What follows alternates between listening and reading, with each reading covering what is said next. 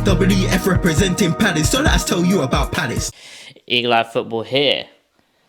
Away match here for the player ratings. Crystal Palace 2, Leicester City 0. First up, Dean Henderson. Brilliant save in the first half. Caught well, kicked well, had a really good solid game, so I'm going to give him a 7. Tyreek Mitchell, I thought he had a really good game today. He was looking forward, he looked strong on the ball, he was dribbling. I'll give him a 7. Very close to an 8, but I'd say a solid 7 today. Left side of defence is Rak-Sakyi. Fantastic. Everything he did. Scored a brilliant goal. His whole play was calm and collected. Has to be a 9. It was absolutely fantastic. And you can see why people want to pay £60 million for him. Brilliant player. Yeah. His centre-back partner in the middle, Maxence Lacroix. Like I said in my fan cam, he would have been my man of the match if Mark didn't score that incredible goal. He was outstanding, he was commanding, and also, same with Mark, clean sheet. 8 from me. On the right side, Chris Richards. I thought he defended really well. I just think his passing out the back is a bit rubbish, really, to be honest with you. But I mean, if he could pass better, he'd get an 8. But I'm going to give him a 7. His defending was excellent. Obviously, the way we play, you need to pass out well from the back. He doesn't do it well enough, but he gets a good solid 7. On the right, Daniel Munoz, he got down that wing really well. I think there was a time where he put like 2 really good crosses into the box within about 5 minutes of each other. Unlucky that Mateta just wasn't able to stretch enough for it.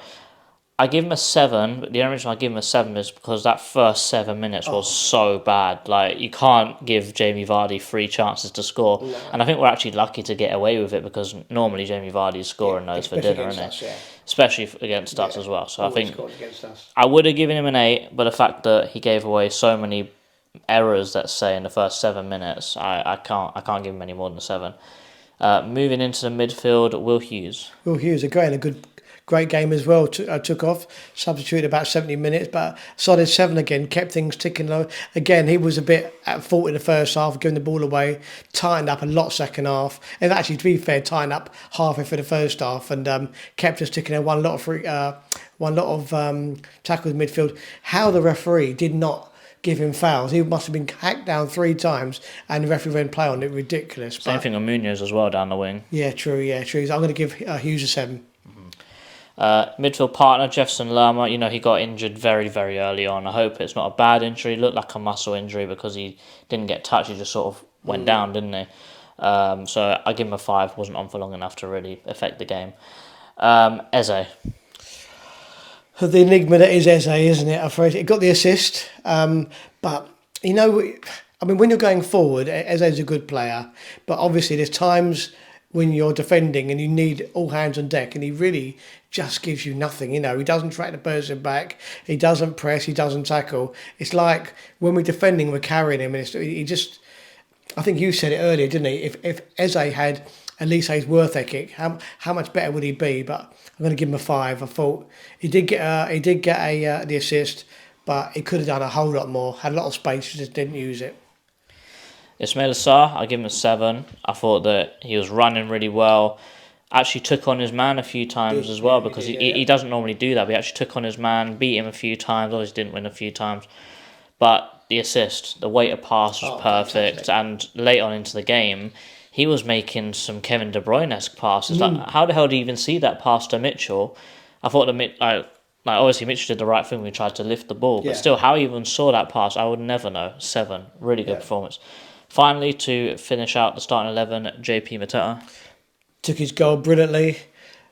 Missed an absolute shocker in the first half, but generally his hold-up play was excellent. His touch was excellent. You could see him shouting at Eze continuously to get the field. He was leading from the front.